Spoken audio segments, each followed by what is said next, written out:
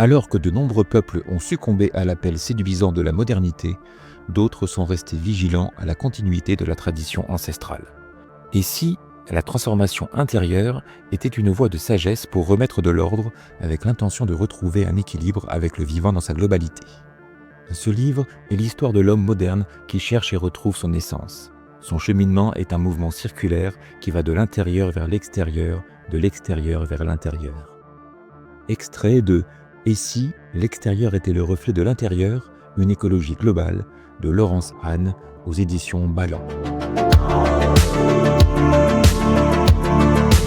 Oui, si, vous écoutez bien Éclat de voix, le podcast des prises de parole engagées qui vous donne de l'impulsion pour oser à votre tour vous exprimer.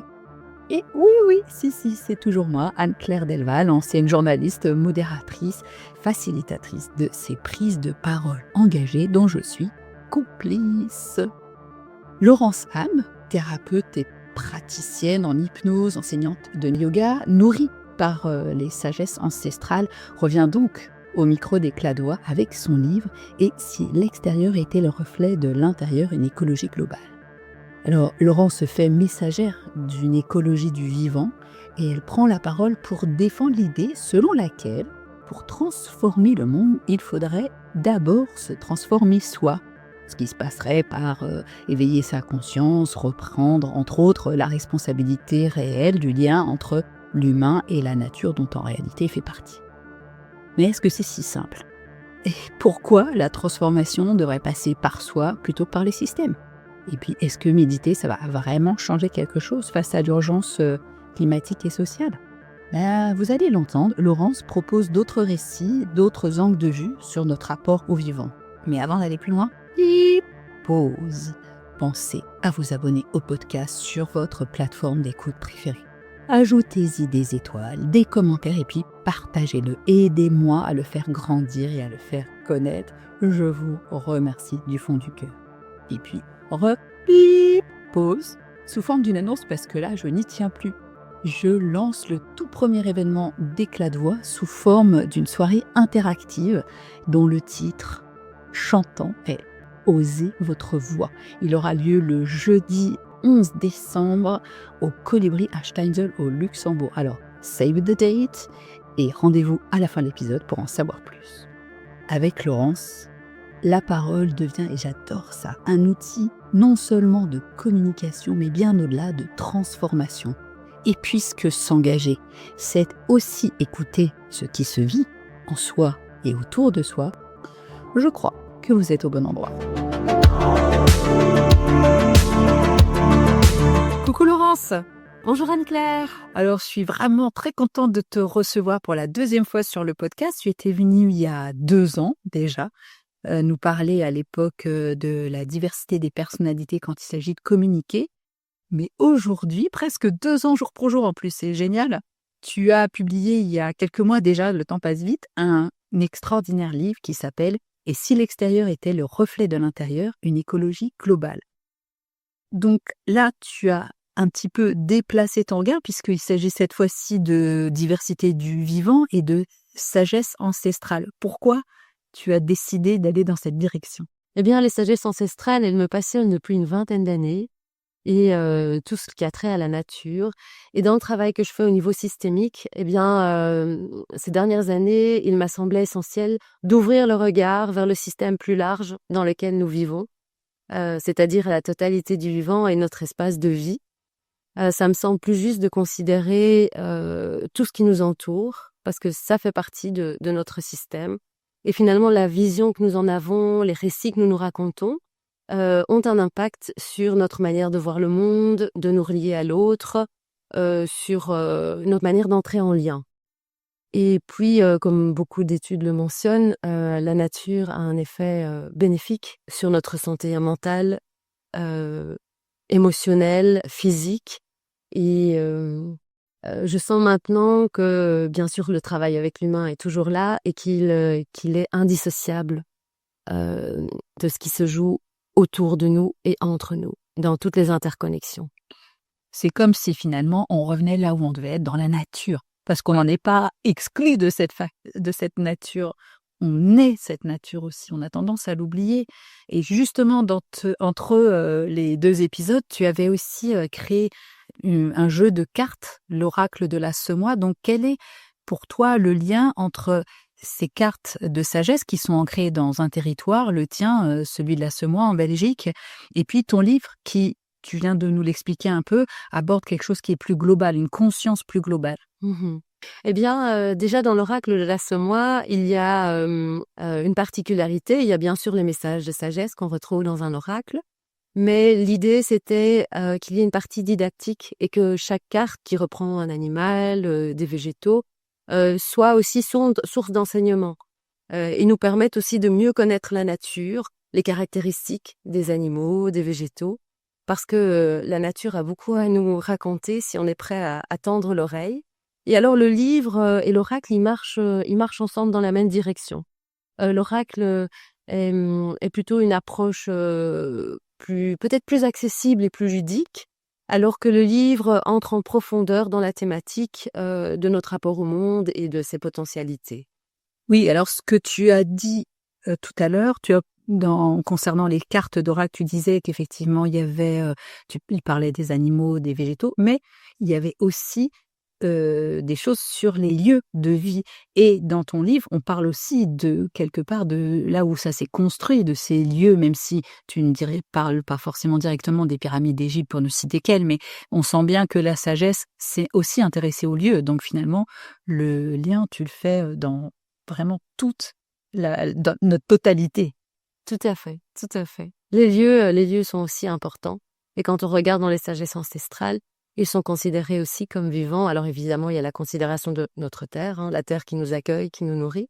Et puis au-delà de ça, il y a, le sacré des lieux.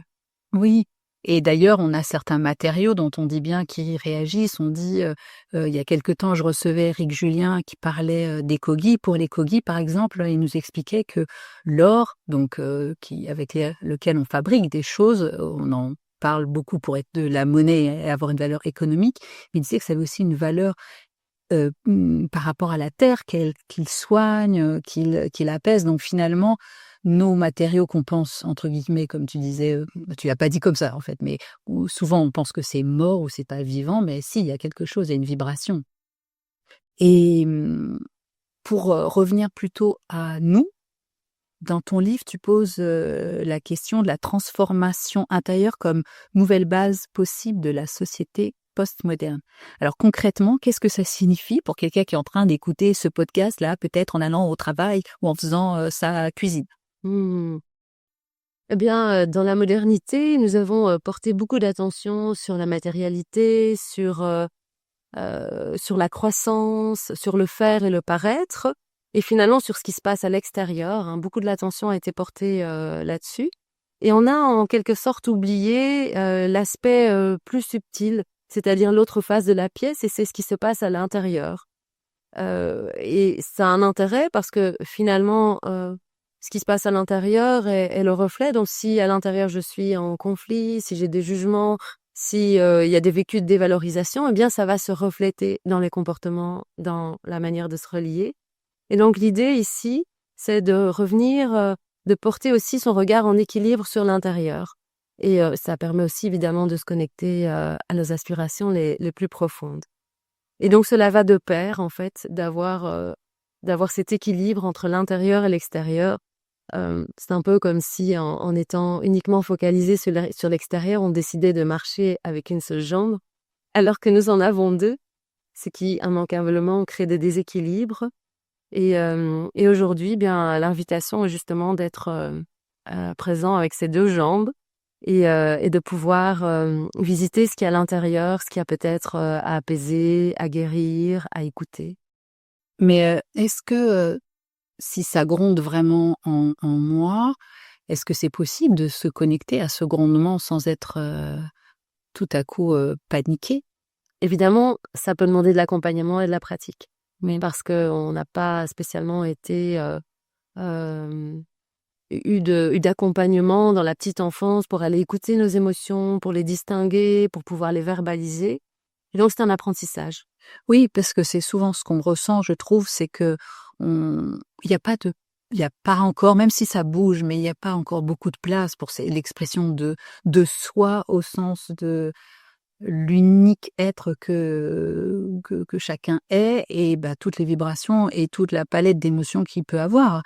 On reste quand même encore dans des sociétés, je trouve, où tout doit être bien lisse, bien propre, bien dit, mais c'est difficile, soit d'être en colère, soit de rater quelque chose et puis après de s'écrouler. Enfin, même si on nous vante la, le bonus de l'erreur et de l'échec, j'ai l'impression que c'est plus dans le discours que dans les faits. Effectivement, c'est quelque chose qui s'apprend et je pense qu'il y a quand même une ouverture dans les programmes pédagogiques aujourd'hui. On inclut, ce que moi j'appelle l'alphabétisation émotionnelle. Ah ouais, Et c'est juste ça. évidemment, est-ce qu'il y a un intérêt à aller voir à l'intérieur? C'est aussi quelque chose d'intéressant comme question à se poser. Est-ce que je suis prête à aller explorer ça, même si c'est inconfortable? Mmh. Mmh.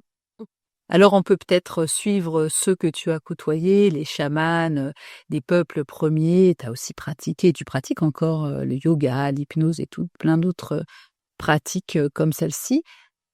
Parmi tout ça, est-ce qu'il y a quelque chose qui t'a particulièrement transformé? Et puis, d'une manière plus vaste, qu'est-ce que cette transformation, a changé dans ton rapport au monde?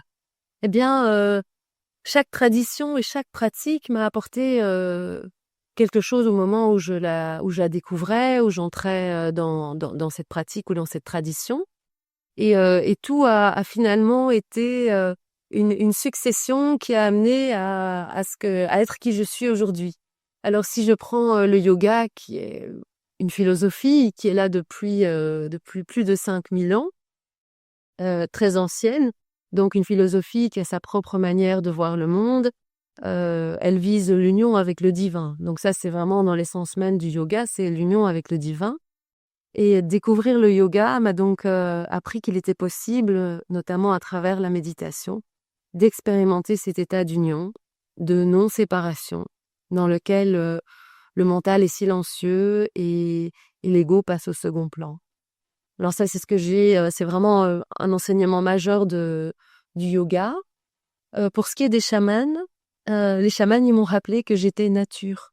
Ah, ah, ah. On devrait tous avoir un chaman dans notre village ou dans notre ville. J'ai l'impression qu'il faut les remettre.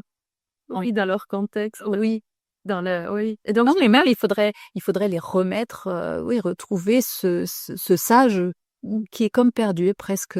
Oui, il y a les religions, mais c'est différent. Et donc, ils m'ont appris que j'étais une espèce parmi tant d'autres et que je faisais partie d'un grand tout.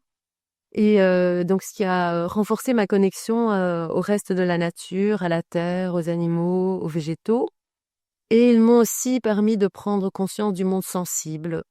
Et puis ça a réveillé, je pense, des connaissances ancestrales qui sont présentes à l'intérieur de chacun de nous, en lien avec le cycle et le mouvement de la vie.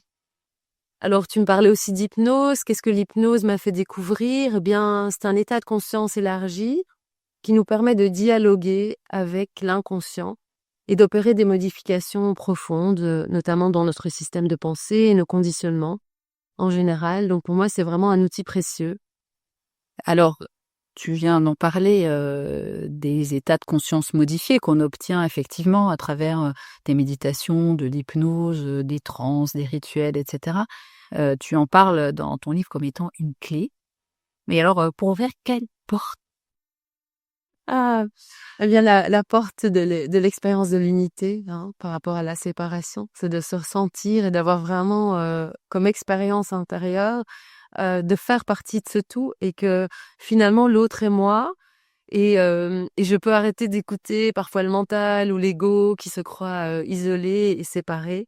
Et donc cette expérience d'unité et de reconnexion, c'est aussi finalement, comme je disais, le réveil d'une connaissance ancienne qui peut s'intégrer et c'est un peu comme si des nouvelles connexions neuronales s'étaient établies et donc cette perception élargie, quand elle est là, ça devient, plus difficile de nuire à l'autre. Il y a une sensibilité qui est accrue et il y a, cette conscience qu'en fait l'autre est moi et que, chaque geste, chaque parole, chaque comportement a un impact sur le système dans lequel je suis. Et ça m'a amené à voir, la clé, hein, quand tu me parles de la clé, je pense que c'est une aspiration grandissante à l'harmonie et à l'équilibre. Alors, tu as juste parlé de l'autre, mais j'imagine que dans l'autre, tu inclus ce que tu viens de préciser avant, les animaux, le végétal, le monde vivant de manière générale. Mmh. Donc ça, c'est beaucoup plus vaste. Oui, oui, oui. Et quelques petites questions un peu touchy quand même, parce que je me fais l'avocat du diable et je me dis, bon, alors, tes histoires de transformation intérieure, là, est-ce que ce serait pas un peu un luxe et peut-être même le privilège de certains qui ont le loisir, le confort hein, de se poser ce genre de questions ou bien d'avoir le temps de créer des rituels, de méditer, parce qu'on sait bien qu'il y a plein de gens qui courent après un quotidien difficile, que ce soit te finir les mois, que ce soit courir après une charge d'enfant, de famille, un boulot prenant. Il y a beaucoup de gens en burn-out, etc. Enfin bon, bref. Et puis, je me demandais aussi pourquoi est-ce que la transformation doit vraiment passer par soi, parce que j'ai l'impression qu'il y a un petit côté un peu à la fois culpabilisant, presque pesant, un peu, voilà, si tu ne te transformes pas toi, rien ne se transformera. J'aime bien tes questions. Où chatouille, Halkler, tititi. Alors, il y en a plusieurs. Donc effectivement, tu parles d'un luxe, un privilège. Donc effectivement, quand une personne n'a pas à manger et que ses besoins vitaux ne sont pas remplis, il y a peu de disponibilité pour autre chose. Et en même temps, en fait, en écoutant des témoignages de personnes qui avaient réussi à survivre dans des conditions extrêmes, elles témoignent que c'est justement parce que à l'intérieur d'elles, il y avait une foi immense, de l'amour et de la compassion, même pour leur agresseur, qu'elles ont pu traverser l'épreuve. Et quand tu nous parles du temps, du loisir, du confort, et est-ce qu'on a vraiment le confort de se poser ce genre de questions et les rituels? Eh bien, autrefois, dans de nombreuses sociétés et familles, même ceux qui travaillaient ou qui travaillent encore aujourd'hui à de durs labeurs, ils marquaient des temps de pause et de célébration avec des rituels pour remercier la nature, pour remercier pour les récoltes, pour le retour de la pluie. Et donc c'est ce qui se passe, aussi aujourd'hui encore dans des régions du globe. Et donc on retrouve des gens qui vivent avec très peu, voire, aucune possession et qui font un chemin intérieur, extraordinaire. Dans la société occidentale, elle offre toutes sortes de distractions, notamment il y a les écrans, les sorties, les loisirs à n'en plus finir. Et donc une réelle introspection et la pratique des rituels, ne sont peut-être pas, la priorité. Voilà, pour tous en fait, hein. C'est un chemin finalement, personnel d'avoir cet appel. Et tu me parlais de culpabilisation. Est-ce que c'est, de se dire: «Tiens, la transformation, elle passe par moi», est-ce que c'est pas un peu culpabilisant? Alors moi, je le vois plutôt comme justement une occasion de reprendre, du pouvoir en fait, sur nous-mêmes. Parce que la télécommande a changé les autres, elle n'est pas encore, disponible en magasin. Je ne pense pas qu'elle le sera d'ailleurs un jour. Par contre, on a la possibilité d'agir, sur, nos actions, nos pensées, nos émotions, nos paroles, nos croyances, notre manière de voir le monde. Et et donc ça redonne pour moi du pouvoir et de l'autonomie, une manière de reprendre sa responsabilité. Parce que finalement, blâmer les autres, ça n'a jamais rien apporté de constructif. Non, c'est juste, mais quand tu parlais tout à l'heure de balance et d'équilibre, parfois il faut aussi redonner à l'autre ce qui lui appartient et pas le prendre pour nous. Attention à ça, ça c'est un petit peu le Et warning. dans toute relation, hein, oui, ce sont des principes d'ailleurs qui sont issus d'un thérapeute qui a beaucoup travaillé avec les Zoulous. Et la responsabilité, hein, dans les enseignements, ce qui y avait l'intéressant, c'était de se dire que dans une relation, la responsabilité, c'est 50-50. Alors, dans le cheminement, je prends ma part de responsabilité et puis je laisse à l'autre sa part de responsabilité. Mais au moins, j'ai cette possibilité-là d'œuvrer pour ce qui est de ma responsabilité. Ouais, vu sous cet angle, évidemment, c'est différent et c'est, je trouve, pertinent et percutant ce que tu as dit. Moi, l'impression que ça me donne en t'écoutant, c'est qu'on a rempli nos agendas et on nous les a fait remplir de choses qui nous empêchent aujourd'hui, effectivement, cette reconnexion. Et la question est, est-ce que ce serait... ouais, pourquoi? Pourquoi est-ce qu'on a besoin à ce point de de s'étourdir, de loisir. Oui, peut-être parce que justement on a peur, parce qu'on ne sait plus se reconnecter à soi. Oui, tu parlais de burn-out. En fait, derrière tout ça, il y a peut-être un vide, un manque de sens. Et c'est une manière de combler toutes ces distractions, est une manière de combler. Évidemment, c'est pas ça qui va réparer ou qui va donner du sens. Et puis, quand on est prêt, je pense qu'on en prend conscience. Et puis, il y a d'autres portes qui s'ouvrent. Alors, encore une fois, tu nous as parlé de sagesse et de pratique ancestrale, et tu as, même sans parler de ça, tu as bien dit dans le globe, autour du globe, parce qu'on n'est pas dedans, il y a des gens qui vivent de très peu, voire sont miséreux et ont des pratiques de rituels. Alors, deuxième question un peu titillante, Laurence, si on est objectif, en Inde par exemple, ils font ça depuis des millénaires, les inégalités restent pour autant criantes. En Afrique, bon, on peut pas dire que les rituels aient empêché la colonisation ni la pauvreté. Alors, qu'est-ce qui te fait fondamentalement penser que ces propositions sont une ou des réponses aux enjeux de nos sociétés modernes, ici et maintenant? Bon, tu as raison, les rituels, en fait, ne sont aucune garantie, hein. S'il n'y a pas une réelle intention derrière et s'ils sont vides de sens, voilà, il n'y a pas grand-chose à chercher là.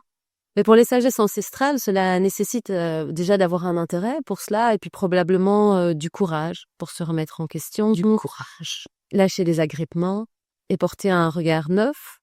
Alors ces sagesses, elles sont inspirantes pour notre société d'aujourd'hui.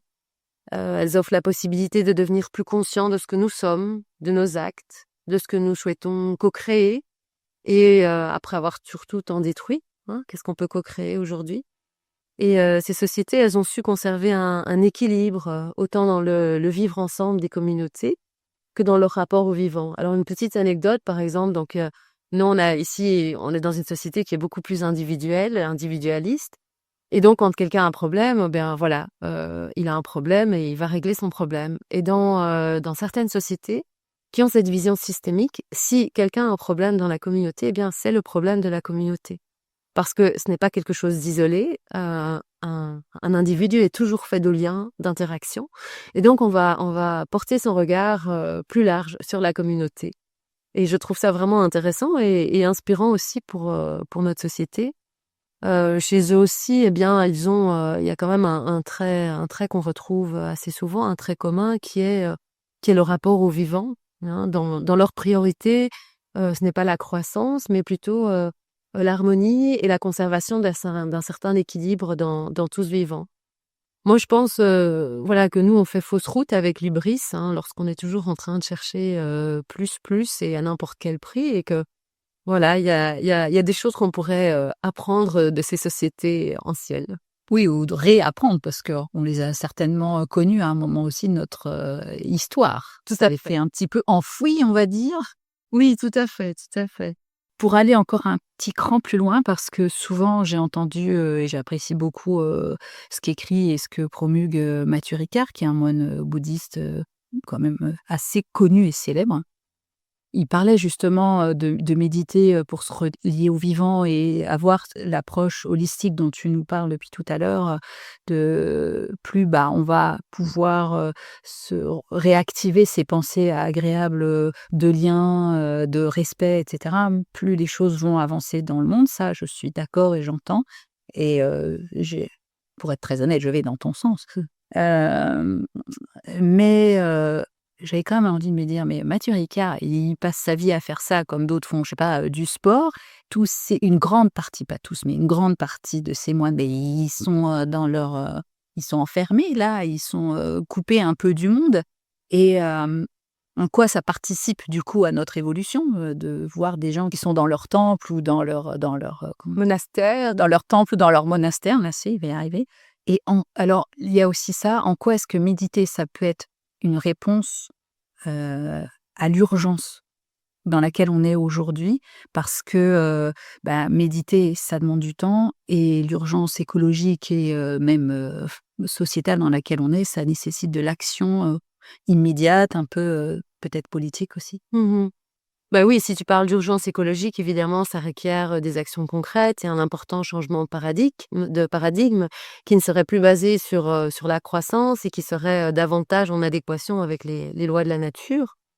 Alors les personnes qui passent leur vie à méditer, donc elles œuvrent à un niveau subtil. Alors certaines sont dans la méditation par rapport, dans une démarche plus individuelle et puis d'autres sont là dans une démarche, collective. Alors tout à l'heure, je parlais de ces 2 jambes et de ces 2 faces de la même pièce. Alors on a des interventions, qui se passent surtout à un niveau matériel, physique et puis on a des interventions qui sont à un niveau plus subtil. Donc on peut agir au niveau du faire et puis on peut agir aussi au niveau de l'être et donc ces personnes-là sont plus dans une démarche, de cultiver un état d'être, qui soit, paisible ou bénéfique. Mais comme je dis, il y en a qui œuvrent, pour le collectif et puis d'autres, plus pour l'individuel.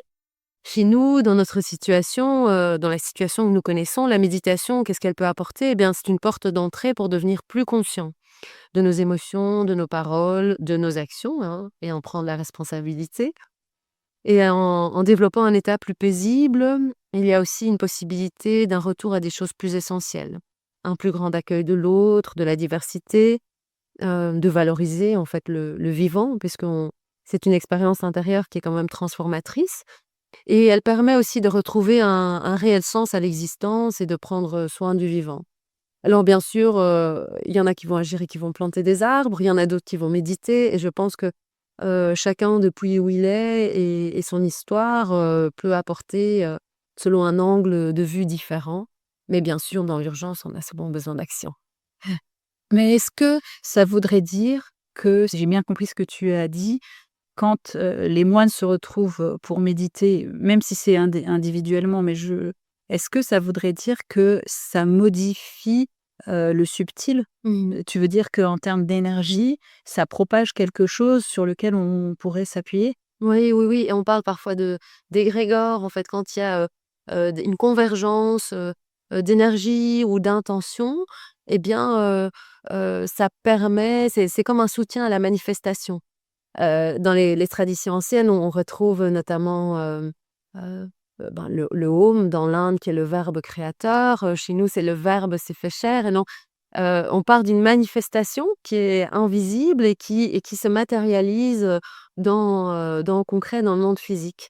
Eh bien, on est à ce on est là, en fait, dans ce que tu décris, on est dans ce monde subtil, là, qui peut être à l'origine de la création et d'un changement de manifestation au niveau physique. Bah, ce qui serait intéressant parce que tu nous parles, d'un point de rupture, d'hubris, moderne. Mais je me demandais aussi, encore une question un petit peu pour te challenger, comme on dit aujourd'hui, mais qui est-ce qui décide vraiment qu'on est au bord du gouffre? Est-ce que finalement c'est une réalité? Est-ce que c'est encore un de ces mythes? Est-ce que c'est encore un narratif, des discours anxiogènes? Et j'ai envie de dire, il y a aussi, des peuples premiers qui ont vécu des effondrements. Donc qu'est-ce qui rend, 2025 si spécifique et en plus en Occident? Bon alors tu pars qu'est-ce qui décide si on est au bord du gouffre? Bah, c'est une bonne question et je pense que qui décide? Je pense qu'on a peut-être chacun un avis ou une perception, différent. Moi, ce qui m'intéresse, par rapport au bord du gouffre, c'est que on se trouve justement à un moment où la voie est sans issue et où un autre chemin s'ouvre. Donc, mon discours n'est pas tellement anxiogène puisqu'il est plutôt, orienté vers, s'il y a un gouffre, eh bien, il y a une nouvelle potentialité qui est là, de choisir autre chose. Et pour répondre comme il y a plusieurs questions, dans la modernité, j'ai l'impression on expérimente quand même des extrêmes, assez importants pour le moment. Visiblement, c'est ce que nous avons à vivre et que, c'est là qu'il y a, une possibilité d'autres choix. Tu m'as aussi parlé des civilisations. Oui, effectivement, il y a des civilisations qui se sont effondrées aussi, dans les peuples premiers. Personne n'échappe, je pense, au renouvellement, hein, à ce processus de création qui inclut, la naissance et la mort. Alors, les peuples premiers ont une vision de l'existence qui est plutôt, cyclique, hein, alors que nous, dans la modernité, on a plutôt une vision, linéaire et donc dans leur vision, il y a, processus de destruction et de création. En fait, quand il y a destruction, il y a toujours, la création qui suit Et on peut dire, on peut constater qu'il y a certaines sociétés qui s'intéressent plus à la pérennité et à la transmission que d'autres. Et que peut-être celles qui s'intéressent plus à la pérennité et à la transmission vont peut-être avoir l'occasion de se développer, de se perpétuer plus longtemps. Ah bah alors, ça me fait quand même tilt et je reviens sur ma dernière question. Qu'est-ce qui rend 2025 si spécifique? Parce que oui, j'étais un petit peu bombardée de questions. Heu et je me dis: «Mais on n'est pas encore détruit. Donc est-ce qu'on peut se renouveler alors qu'on n'est pas encore mort et que notre civilisation, elle est encore là?» Et tout à l'heure, on parlait du gouffre, tu disais: «Ben oui, c'est qu'il y a des possibilités qui s'ouvrent à nous». Mais qu'est-ce qu'on va choisir, en fait? On choisit de changer ou on saute à pieds joints dans le gouffre? Eh bien, comme nous sommes dans un système, hein, dans cette vision systémique, évidemment, au plus il y a de personnes qui vont avoir cette perspective et cette envie d'emprunter un chemin, qui va vers plus de pérennité, eh bien, au plus évidemment, ça va pouvoir aller dans ce sens. Mais en tout cas, moi, j'ai bon espoir que nous pouvons y arriver si, voilà, si nous nous mettons à œuvrer ensemble. Tu nous rassures, tu me rassures, tu me rassures. Donc, dans ton livre, tu proposes une écologie globale, mais justement, sur ces questions un petit peu, touchy, j'ai envie de dire, le débat politique, il reste toujours encore un peu bloqué sur croissance versus décroissance, taxe carbone, les quotas, les machins. Hem, pour toi, comment est-ce qu'on pourrait créer un dialogue, entre vraim et dialogue, pas un débat stérile ou, des confrontations inutiles, mais, ou un débat constructif entre cette approche que tu proposes et le champ politique notamment et économique aussi? Mais c'est intéressant que tu me poses la question parce que je suis justement en train de travailler sur un projet qui va pouvoir être accessible, dès le début de l'année 2026 et qui est en lien oh, on a une avant-première! Raconte! Et qui est en lien avec la systémique du vivant. Donc, tu me demandes: «Tiens, qu'est-ce qui peut faire le lien?» Eh bien, justement, pour moi, la systémique, c'est une belle porte d'entrée pour, décloisonner, hein, ce qui a été, vraiment finalement, haché. On retrouve ça dans beaucoup de domaines, et d'obtenir une vision plus globale, des interactions et des impacts. Parce que je pense que c'est ce qui nous a manqué. Alors tu me parles de finalement, de systèmes de compensation. C'est vrai qu'on commence à mettre des systèmes de compensation en place. Mais peut-être que si on analyse plus en profondeur, certaines actions et certains fonctionnements, on va se rendre compte que les compensations, qu'on a mises en place pour certaines actions, ce serait peut-être hem, plus judicieux d'abandonner l'action plutôt que de mettre la compensation. Ah oui. Donc, de commencer à voir en profondeur: «Tiens, mais ça et ça, pourquoi on le met en place? Quel est le sens de tout cela? À qui cela profite? Qu'est-ce que ça nous amène comme impact au niveau systémique?» Oui, finalement, ce serait plutôt, heu, est-ce que je prends un médicament pour soigner le symptôme ou est-ce que je vais à la racine du symptôme? Tout à fait, tout Mmh. à fait. Mmh. Ah, intéressant. Alors, une partie des réponses, avaient été apportées ou supposées être apportées par les religions qui ont structuré pendant, des siècles nos rituels, nos états de conscience, qui ont aussi, dicté un peu cette relation au sacré dans nos pays.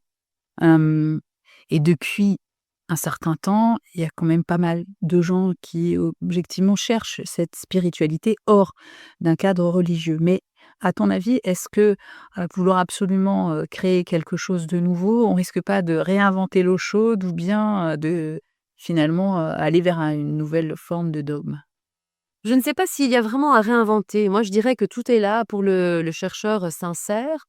Par contre, dans le cadre, tu me parlais du cadre religieux, il y a eu, je pense qu'il y a eu des ruptures parce qu'il y a eu des abus de pouvoir et de confiance et que c'est là qu'il y a, évidemment un besoin de peut-être trouver une spiritualité, mais qui se trouve à l'extérieur de ça. Évidemment, c'est toujours le risque quand on met un intermédiaire entre soi et le divin, hein, qui va rester un humain, il y a toujours un risque. Parce que celui qui a le pouvoir et je pense qu'avoir le pouvoir, ça demande une très, très, très grande vigilance, rigueur et une pureté à l'intérieur pour qu'il soit utilisé de manière judicieuse. Et bon, ben, quand il y a quelqu'un qui se met entre le divin et et je vais dire, et le fidèle ou le soi, ça reste un humain qui a encore un ego et qui a aussi, ses propres travers. Et je pense que du coup, dans cette recherche de spiritualité hors cadre, il y a peut-être le besoin d'une voix, plus directe, en fait. Mais je sais pas si j'ai répondu à ta question. Ah, mais en tout cas, merci, parce que tu me permets une transition percutante avec la question suivante, puisqu'Éclat de voix, c'est un podcast sur la prise de parole, et tu viens de parler devant la parole, les prises de parole engagées. Quel rôle joue la parole dans cette transformation que toi, tu appelles un peu de tes voeux? Mmh. Un peu beaucoup même. La parole, ben, elle permet d'élargir les perspectives, d'échanger, de s'essayer à d'autres, angles, à d'autres points de vue, hein, d'aller marcher dans d'autres chaussures en entendant d'autres récits, et elle permet d'explorer et de questionner. Je pense que quand il y a trop de certitudes, ça enferme, et quand il y a, justement cette envie de questionner, de découvrir, et par la parole justement, eh bien, nous sommes toujours en chemin. Ça nous évite d'être figés. La parole, elle nous permet en quelque sorte de remettre en mouvement une pensée qui a été figée, des idées préconçues, des croyances limitantes. C'est aussi un moyen évidemment de toucher, d'élever, d'amener plus de conscience. Personnellement, elle est très précieuse, que ce soit pour animer une conférence, mener une séance de thérapie, d'hypnose ou de nidra yoga. Oui, puis finalement, ton livre, c'est aussi une prise de parole. Elle est écrite, mais c'est quand même une prise de parole engagée. Oui, oui, oui. Alors, quel est ton dernier éclat de voix, celui que tu voudrais soit offrir, soit proposer aux auditrices et aux auditeurs? Sortez, allez dans la forêt, découvrir les jardins, les parcs, observez, émerveillez-vous de ce qui est là, les végétaux, les animaux, à reprendre conscience que nous faisons partie du même système interconnecté et que lorsque nous le préservons, en fait, c'est nous que nous préservons. Que serions-nous, sans les abeilles? Alors j'aime bien terminer par, ces simples mots qui sont, «Le plus grand n'est rien sans le petit». Je n'ose même plus dire quelque chose après cette phrase. C'est très, très beau. Merci Laurence, et puis je fais un petit clin d'œil à Florence Bossenmeyer parce que je pense qu'elle avait terminé peu ou prou le podcast, l'épisode qui lui était consacré il y a quelques mois, de la même manière avec «Sortez». Tu nous la redis ta petite phrase pour conclure? Mmh. Le plus grand n'est rien sans le petit. Merci Laurence. Merci beaucoup Anne-Claire. Le plus grand n'est rien sans le petit. Ben, c'est par ces mots que Laurence a choisi de conclure. Ben, qu'est-ce que je peux ajouter moi après ça? Merci à elle d'avoir prêté sa voix à cette écologie du vivant, du dedans, du dehors. Et son engagement nous montre que chaque mot peut être un acte de reliance, chaque parole un pas vers le vivant. Retrouvez son livre Et si l'extérieur était le reflet de l'intérieur dans les liens de l'épisode, et continuez d'écouter les voix qui transforment ici dans Éclat de voix. Et pourquoi pas en direct? Parce que, je vous le disais en intro, pour la première fois, Éclat de voix va prendre vie en live, en direct. Alors, si vous êtes au Luxembourg, de passage, ou que vous veniez spécialement, alors là, ça me comblerait de bonheur, le 11 décembre au Colibri, eh bien, je vous convie à une soirée interactive avec des invités du podcast. Et cette soirée posera elle aussi une question qui commence par « Et si ?» Eh bien oui, et si la parole était le plus beau chemin pour vous découvrir?